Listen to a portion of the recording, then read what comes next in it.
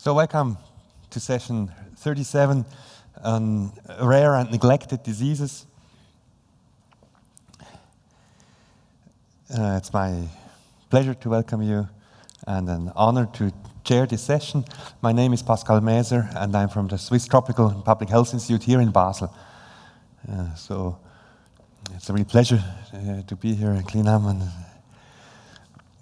and talking about the nanotechnology, or let's say the promises and potential of nanotechnology for neglected and rare diseases. We have in the last couple of days heard so many exciting examples, very innovative approaches.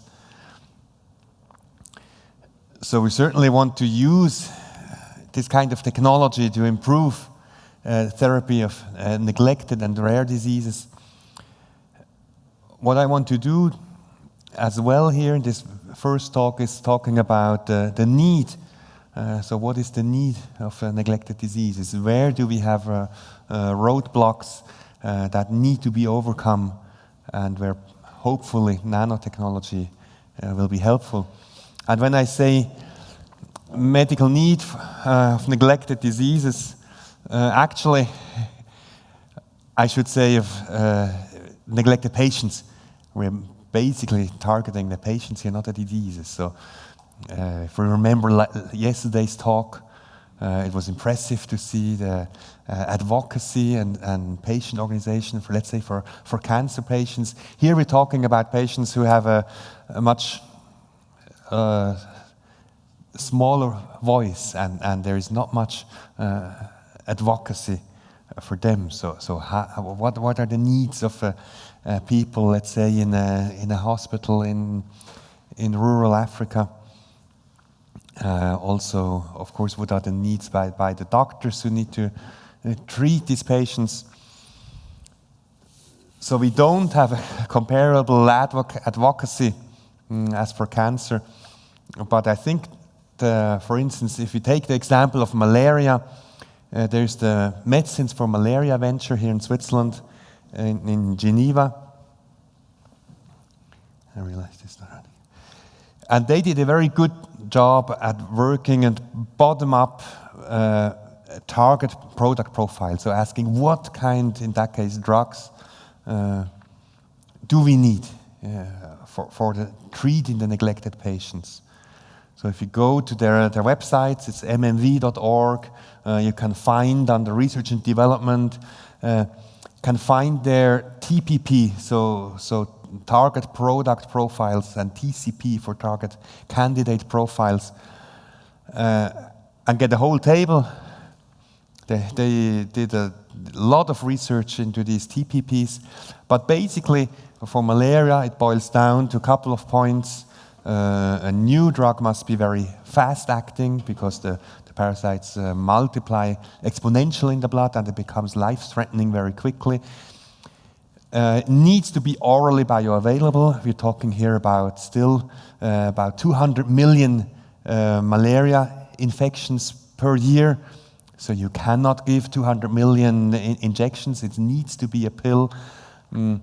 Single-dose treatment, ideally, just talking about compliance. We heard that a lot also in other talks.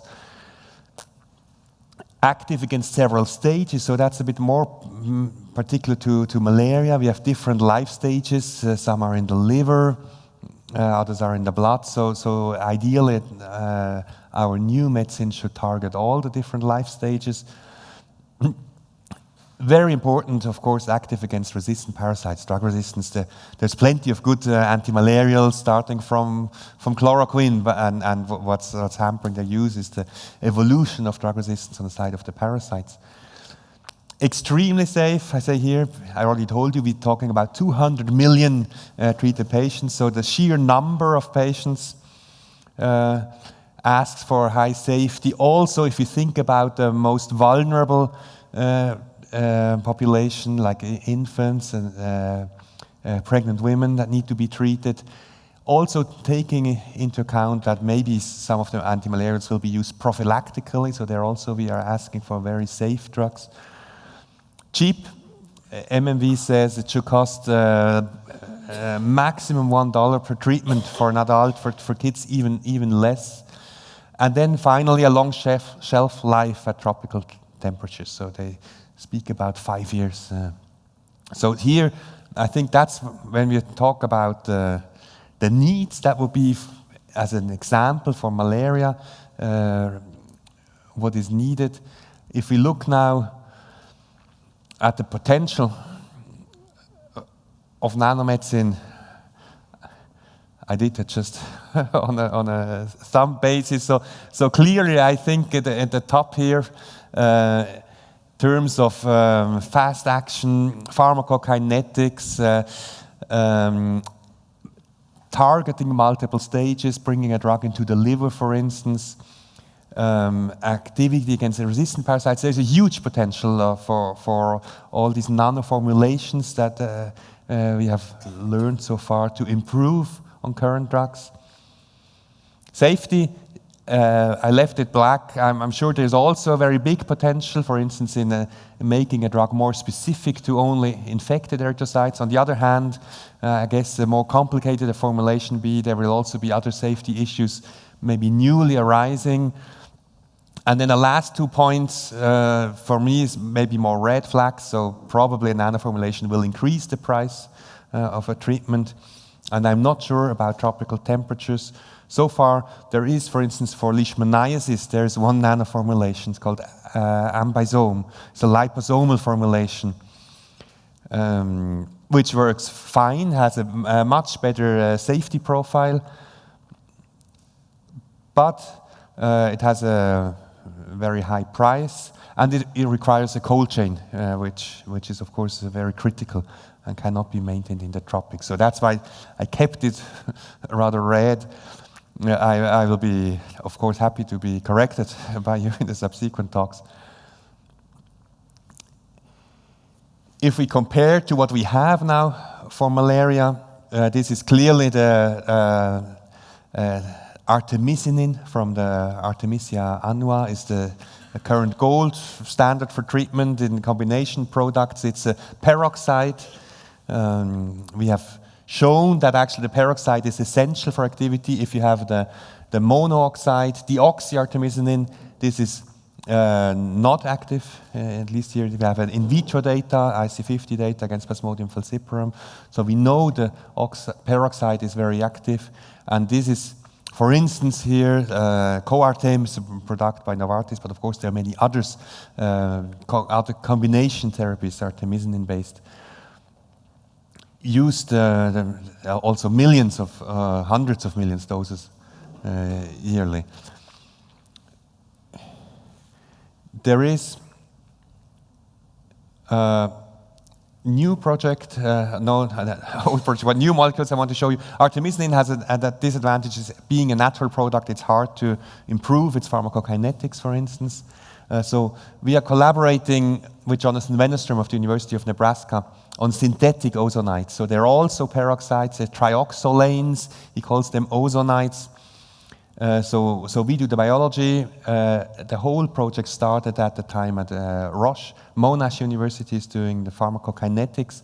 So far, the front runner is OZ439. It's also called artifenomel, which has successfully passed clinical stage 1 and 2 trials. It's also active via the peroxide. We have also shown this is now an antibody against the adamantane part of it. We have shown it accumulates, it really targets the food vacuole of the parasite. That's where the peroxide is activated because there is ferrous heme released by the metabolism of the parasite. So if we compare this OZ439 to artemisinin, they are of similar efficacy. This is in vitro data against Plasmodium falciparum again, so both low nanomolar. They are both very selective, so we have, that's based on in vitro data again, a selectivity index of above 10,000. So they're similar, but if we look now in vivo at the pharmacokinetics of elimination, we see that the OZ molecule has a much longer half-life. So that was possible because we have all the synthetic chemistry there. We could really improve the molecule. And whereas it's not possible to cure a patient with a single dose of artemisinin, the drug is too unstable in the human body. Here is data from a clinical phase 2 trial in Thailand, so every blue line is a patient, the red line is the average, where we show that a single dose of OZ439 can actually bring down parasitemia. So the whole trial was stopped at 72 hours, but that was a very promising result. I was very happy to see that OZ439 was singled out as one of the top 30 high-impact innovations for the future. So it is there on number 21 as an orally available new drug with the potential for a single-dose cure. However, what is also seen in this clinical trial is that there is a big variance in bioavailability, and that relates to a food effect, which became problematic. So here I want to show you, just in time for this congress, I think about 3 weeks ago, there was this paper by an Australian group in collaboration with MMV as well, where they did a nano formulation of OZ439 to kind of overcome this food effect. So here you know better than me what they did, this kind of flash nanoprecipitation. They had nanoparticles, and when they used these, that's an in vitro test now, where they used simulated gas, so water would be kind of administration, then they had simulated gastric fluid, then they had simulated intestinal fluid. Both the free drug, the OZ, and the nano-encapsulated did quite well in that condition where we have a fed state, intestinal fluid, but in the unfed, the fasted state, the nano formulation clearly outperformed the OZ439. So here I think we have an example where I think, to me, that's the most obvious use of nanotechnology for neglected and rare diseases, is improving the pharmacokinetics, the delivery, where we have immediate profit and immediate gain.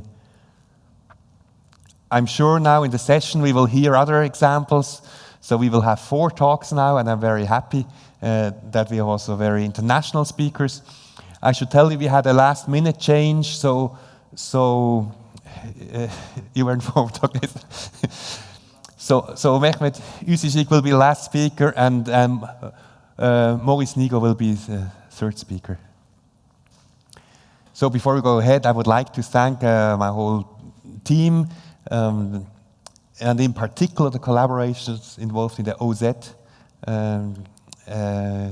project, mainly Jonathan Wennerström, the brain behind it, the chief chemist who made all these molecules. So, thank you very much.